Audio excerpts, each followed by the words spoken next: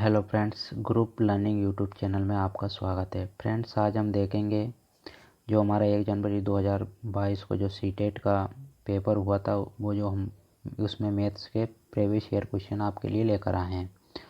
और जैसा कि दोस्तों, किसी भी एग्ज़ाम को पास करने और अच्छा स्कोर करने के लिए उसके जो पुराने पीवाईक्यू के जो पेपर होते हैं, जो क्वेश्चंस होते हैं, वो काफ़ी इम्पोर्टेंट होते हैं। तो उसी को देखते हुए और सीटेट में जो प्रीवियस ईयर के जो क्वेश्चन है दोस्तों, वो काफ़ी ही इम्पोर्टेंट होते हैं पास करने के लिए, और साथ ही साथ अच्छा स्कोर करने के लिए भी सीटेट के जो पुराने क्वेश्चन है वो काफ़ी मदद करते हैं।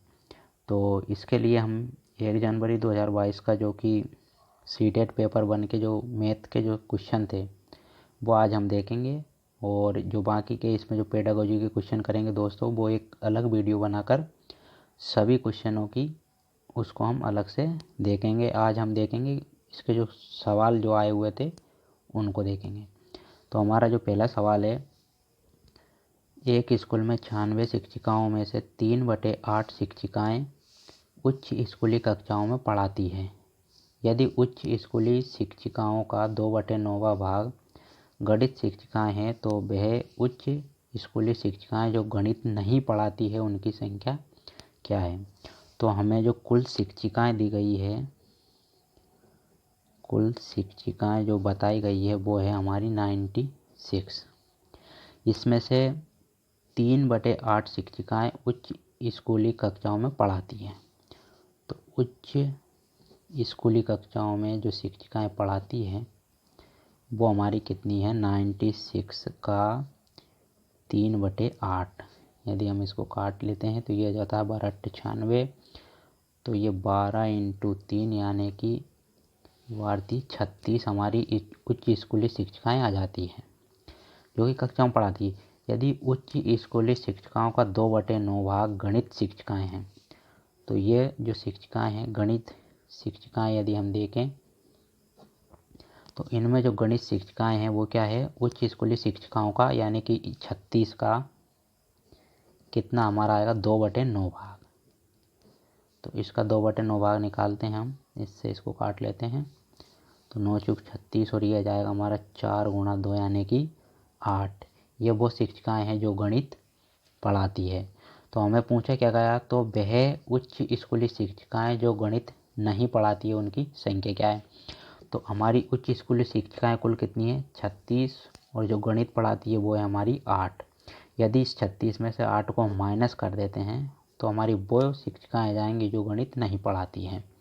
तो इसमें माइनस करने से हमारा कितना आ जाएगा, 28। इसको यदि हम इससे माइनस कर देते तो हमारा 28 आ जाता है। तो यानी कि हमारा ऑप्शन नंबर 3 जो कि 28 दिया है ये सही हो जाता है। तो ऐसे ही अगला क्वेश्चन देखते हैं। तो ये रहा फ्रेंड हमारा अगला क्वेश्चन। इसमें दिया हुआ है 1/2 माइनस कोष्टक में 2/3 माइनस 4/5। इसको हमें सिंपल सॉल्व करना है, और इसको सॉल्व करने का तरीका होता है हमारा बोर्ड मास, यानी कि bracket of division, multiple addition और सब्सट्रैक्शन। तो इसमें सबसे पहले हमें जो संख्या ब्रैकेट के अंदर दी हुई होती है उनको हम क्या करते हैं, सॉल्व करते हैं। तो हमारे ब्रैकेट के अंदर है जो संख्याएं दी हुई है वो है 1/2 को हमेशा ही लिखेंगे, और इसके अंदर जो संख्या है इनका एलसीएम ले लेंगे।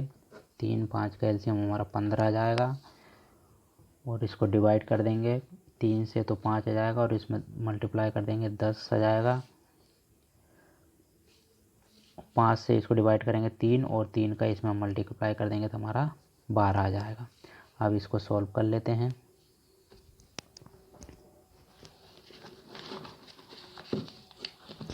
तो ये आ रहा है हमारा 1/2 माइनस के, ये हमारे बच जाएंगे माइनस के 2/15, और इसको आगे सॉल्व करते हैं तो ये आ जाएगा हमारा 1/2, और जाएंगे ये माइनस माइनस प्लस के 2/15। जब हम इसको सॉल्व करेंगे तो ये हमारा आ जाएगा, इसका एलसीएम लेंगे, एलसीएम आ जाएगा हमारा 30, और इसको सॉल्व करेंगे तो ये जाएगा 15 + 4, तो ये हमारा जाएगा 19/30, जो कि हमारा ऑप्शन नंबर 4 जो दिया हुआ है वो हमारा राइट आंसर होगा। तो ये हमारा दिया बोर्ड मार्क्स से सवाल था। अगला सवाल देखते हैं हम, जिसमें हमारा दिया हुआ है संख्या 4782 और 32,170 में 7 के अंकित मूल्यों के बीच का अंतर क्या है। इसमें ऑप्शन दिया है 300, 630, 712, 0 और 770। तो इसमें फ्रेंड्स क्वेश्चन बनता है हमारा, एक बनता है अंकित मान से और एक बनता है हमारा स्थानीय मान से। इनसे दोस्तों एक ना एक क्वेश्चन आता ही है। और हमारा जो अंकित मान होता है वो दोस्तों, हम जिस भी संख्या का अंकित मान देखेंगे वही संख्या हमारा क्या होती है, अंकित मान होती है। और स्थानीय मान से दोस्तों हम उसके इकाई ढाई से लेकर जिस भी नंबर की संख्या को देखते हैं उससे हम इसका स्थानीय मान निकालते हैं। तो इसमें हमारा पूछा गया है 7 के अंकित, तो जो हमारा 7 का जो अंकित मान होता है दोनों में दोस्तों 7 ही होगा। और उसके बीच अंतर पूछा गया तो 7 में से हम 7 माइनस करेंगे तो हमारा क्या आ जाएगा 0। इसमें हमें कुछ नहीं करना थी। ये हमारा राइट आंसर आ गया ऑप्शन नंबर 3। अगला क्वेश्चन देखते हैं दोस्तों, जिसमें हमारा दिया हुआ है निम्नलिखित कथनों में से कौन सा पूर्ण संख्याओं के लिए सत्य नहीं है। तो इसमें दोस्तों हम देखते हैं हमारी पूर्ण संख्याएं क्या होती है। यदि हम बात करें प्राकृतिक संख्याएं जो कि 1 से लेकर अनंत तक हमारी होती है, उसमें यदि हम 0 भी ऐड कर दें तो वो हमारी पूर्ण संख्याएं कहलाती है।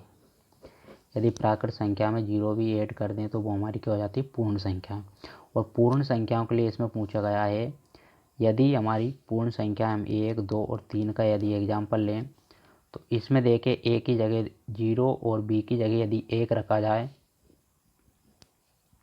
इधर बी की जगह 1 और ए की जगह 0 रखेंगे तो ये हमारा मान क्या आएगा, बराबर आ जाएगा। यानी कि यह तो सत्य है। अगले वाले में देखते हैं हमारा, यदि ए की जगह 0 और बी की जगह 1 रखते हैं और इधर 1 और ए की जगह 0, तो इधर हमारा बचेगा -1 और इधर बचेगा +1, जो कि हमारा बराबर नहीं आ रहा है। यानी कि ये सत्य नहीं है और यही हमें निकालना थी। तो हमारा ऑप्शन नंबर जो दूसरा है वो हमारा इसके लिए सही हो जाएगा।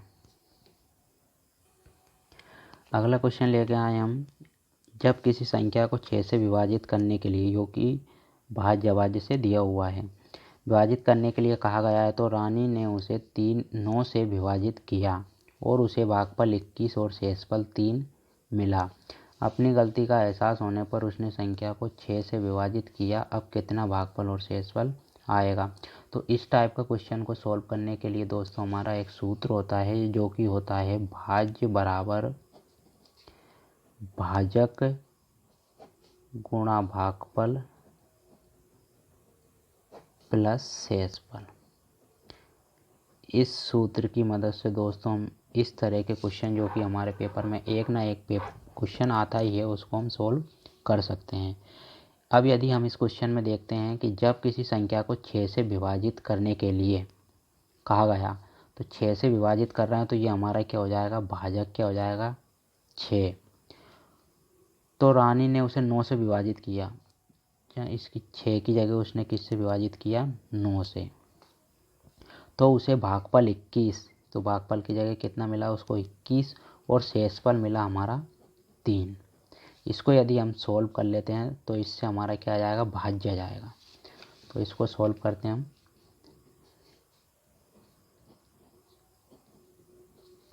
189 9 का मल्टीप्लाई करेंगे और 3 इसमें ऐड कर देंगे तो ये आ जाएगा हमारा 192, यानी कि 192 जो हमारी वो क्या है, एक संख्या आ जाती है, हमारा भाज्य जाता है। अब हमें निकालना है कि अपनी गलती का एहसास होने पर उसने संख्या को 6 से विभाजित किया। अब कितना भागफल ये, अब हमको 192 को यदि हम 6 से विभाजित करते हैं तो हमारा ये बताना है कि कितना भागफल और शेषफल बचा है। तो इसको 6 से विभाजित कर लेते हैं। 6 × 18 आ जाएगा हमारा, एक शेषफल बचेगा, 2 उतार लेंगे, 6 दूने 12 आ जाएगा। तो इसको हम देखेंगे कि हमारा शेषफल में 0 बच रहा है और जो यहाँ पे जो दिया रहता है वो होता है हमारा भागफल। ये होता है हमारा शेषफल। ये हमारा नीचे जो दिया है वो शेषफल। ये होता है हमारा भाज्य और ये होता है हमारा भाजक। तो हमसे प्रश्न में पूछा गया है कि अब भागफल और शेषफल क्या होगा। तो शेषफल यहाँ हमारा 0 0 बच रहा है, तो इसका हमारा राइट आंसर हो जाएगा भागफल 32 और शेषफल 0। तो ये हमारा ऑप्शन नंबर है, ऑप्शन नंबर 4, जिसमें भागफल 32 और हमारा शेषफल 0 दिया हुआ है। आइए दोस्तों, तो अगला क्वेश्चन देखते हैं जिसमें हमारा दिया हुआ है निम्नलिखित में से कौन सा तुल्य भिन्न का जोड़ा है। तो इससे पहले हम दोस्तों जानेंगे कि हमारी जो तुल्य भिन्न क्या होती है। तुल्य भिन्न को हम समान भिन्न भी कहते हैं। तो तुल्य भिन्न हमारी दोस्तों होती है, भिन्न जो होती है वो हमारे अंश और हर में विभाजित होती है। तो जो हमारा नीचे वाली जो संख्याएं होती है वो क्या होती है, हर। यदि किसी भिन्न का हर यदि समान है, हर यदि समान है तो वो भिन्न हमारी दोस्तों क्या होगी, उसको हम कहते हैं तुल्य भिन्न। जिस भिन्न का हर यदि समान है तो वो हमारी भिन्न क्या हो जाती है, तुल्य भिन्न। तो इसमें यदि हम देखें, इसमें 2/3 और 3/2 दिया है, यानी कि इनका हर अलग अलग है। इसका 2/8 है, इसका 4/7 है और इसका जो हम हर हमारा दिया हुआ है 1/4 और 3/4, यानी कि दोनों का हर क्या है, समान। तो इसमें हमारा राइट आंसर हो जाएगा ऑप्शन नंबर 4। इसी तरह दोस्तों हम अगला सवाल देखते हैं जो कि हमारा क्वेश्चन नंबर 7 है। इसमें दिया है निम्नलिखित में से कौन सी संख्याएं पूर्ण घन नहीं है। तो ये दोस्तों हमारा सवाल दिया हुआ है घन से संबंधित। तो इसमें हमें घन पता होना चाहिए। तो इसमें हम पूर्ण घन की बात करें तो जो 729 जो हमारा दे रखा है ये है हमारा 9 का घन।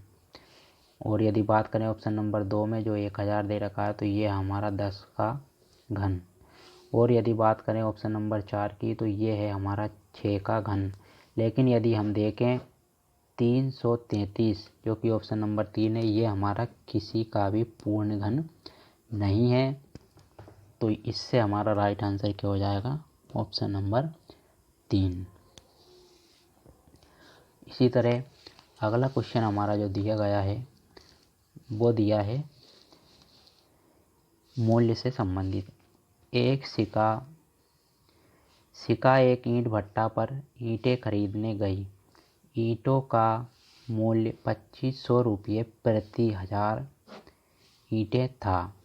अगर उसके पास केवल 4000 रुपये हैं तो वह कितनी ईंटें खरीद सकती है।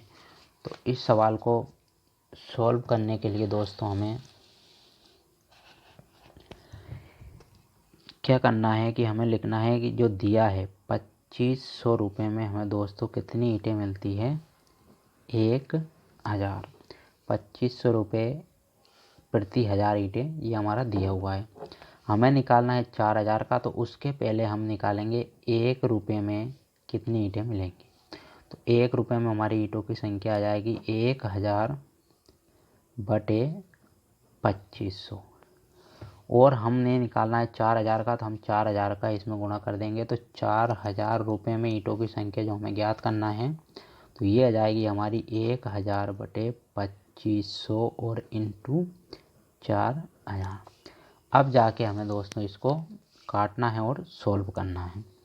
तो ये हमारी 2 जीरो से 2 जीरो चली जाएगी, 5 25, 5 दूने 10 और 5 से ये काट देंगे, 5 40।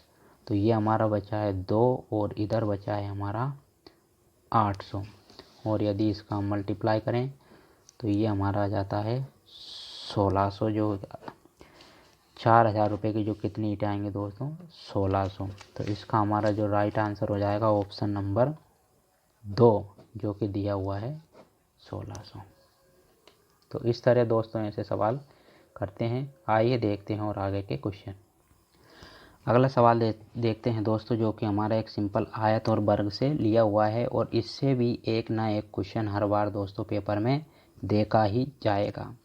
तो ये हमारा जो क्वेश्चन है इसमें दिया है, मिनी ने अपनी शिक्षिका को कहा, मैंने एक आयत बनाया है जिसकी भुजाएं 4 सेंटीमीटर है, निम्नलिखित में से कौन सा कथन सही है। तो इसमें जो दिया गया है, एक आयत की सभी भुजाएं बराबर नहीं हो सकती। तो ये जो दोस्तों हमारा क्या है, गलत है। सभी वर्ग जो होते हैं वो आयत होते हैं, ये बिल्कुल दोस्तों एकदम सही, और यही हमारा राइट आंसर है। सभी आयत वर्ग होते हैं, तो ऐसा नहीं है। एक वर्ग और एक आयत में कोई संबंध नहीं होती, तो ये भी हमारा क्या हो जाएगा, गलत। तो दोस्तों इसको यदि हम समझें तो ये एक हमारा बड़ा गोला ले लेते हैं जो कि हमारा आयत को दर्शाता है। तो सभी आयत जो हैं दोस्तों वो हमारे इसके अंदर, सभी आयत के अंदर हमारा एक वर्ग आ जाएगा। तो इसका मतलब ये हो जाएगा, जो सभी वर्ग हैं वो आयत के अंदर आते हैं, लेकिन सभी आयत वर्ग के अंदर नहीं आएगा। इससे आप इस वाले क्वेश्चन को आसानी से सॉल्व कर सकते हैं और समझ सकते हैं। अगला क्वेश्चन देखते हैं, जो कि हमारा त्रिकोणमिति से लिया हुआ है, ज्यामिति से लिया है, जिसमें जो हमारा दिया है त्रिभुज के ऊपर, त्रिभुज के कोणों से ये क्वेश्चन है। तो त्रिभुज के कोणों का अनुपात इसमें दिया हुआ है 4:5:6 है, उसके कोणों का मान कितना होगा। तो कोणों का मान हमसे पूछा गया है। तो हमें दोस्तों जैसे याद है, त्रिभुज के जो तीनों कोण होते हैं उनका योग कितना होता है, 180। तो जो इसके कोण अनुपात में दिए हैं, तो ये हमारे कोण हो जाएंगे 4x, 5x और 6x, और इन सभी कोणों का योग हमारा किसके बराबर हो जाएगा, 180 के। अब यदि हम इसको जोड़ लेते हैं तो ये हमारा जाएगा 15x बराबर 180। इससे हम x का मान निकाल लेंगे, 180/15, और यदि इसको काटेंगे तो ये हमारा जाएगा 15 एकम 15, 15 दूने 30, यानी कि x की हमारी वैल्यू आ गई 15। तो इसी तरह हम चारों कोण हमारे निकाल लेंगे। तो एक इसका हम निकालेंगे, पहला कोण आ जाएगा हमारा 4 × 12 यानी 12×4 = 48। अगला हमारा आ जाएगा 5x जो दिया है, 5 × 12 यानी कि 60, और अगला कोण हमारा आ जाएगा 6x यानी कि 6 × 12 बराबर हमारा आ जाएगा 12×6 = 72। तो ये हमारा ऑप्शन कौन सा दिया हुआ है, ये हो जाएगा हमारा ऑप्शन नंबर 3, जो कि 48, 60 और 72 दिया हुआ है। इस तरह हम कोण देख, जो दिए हुए अनुपात में जो कोण दिया हुआ है उसको हम इस तरह निकाल सकते हैं। अगला क्वेश्चन जो है हमारा दोस्तों वो दिया हुआ है समय से, और इससे भी दोस्तों एक ना एक क्वेश्चन हमारा बनता है।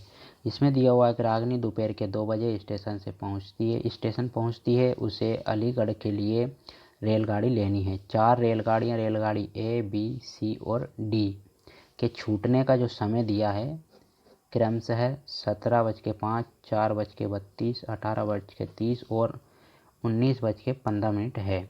तो उसे कौन सी रेलगाड़ी लेनी चाहिए ताकि उसे कम से कम समय के लिए इंतज़ार करना पड़े। तो इसके लिए दोस्तों हम करेंगे, जो हमारा दोपहर का जो समय दिया हुआ है इसको भी हम 24 घंटे समय में बदल लेंगे, यानी कि ये हो जाएगा हमारा 14 बजे, यानी कि वो 14 बजे स्टेशन पहुंचती है। तो 14 से यदि हम पहली रेलगाड़ी ए का समय देखा जाए, जो कि दिया है 14 से कितने घंटे ज़्यादा दिया है, 3 घंटे 5 मिनट, ये हमारा समय लगता है ए रेलगाड़ी से। अगला समय दिया है हमारा बी रेलगाड़ी का, जो कि दिया है 4:32। तो ये जो हमारा समय दिया हुआ है ये अगले दिन की सुबह का है जो कि बहुत टाइम लगेगा, तो इससे हमारा नहीं हो सकता। सी का जो हमें समय दिया हुआ है वो दिया है 18:30। तो यदि हम इसका अंतर देखें 14 और 18 का, तो ये हमारा कितने घंटे का आ रहा है, 4 घंटे 30 मिनट का। और यदि हम अब डी का टाइम देखें तो वो दिया है 19:15। तो इसका और इसका हम यदि अंतर निकालें 14 और 15 का, तो हमारा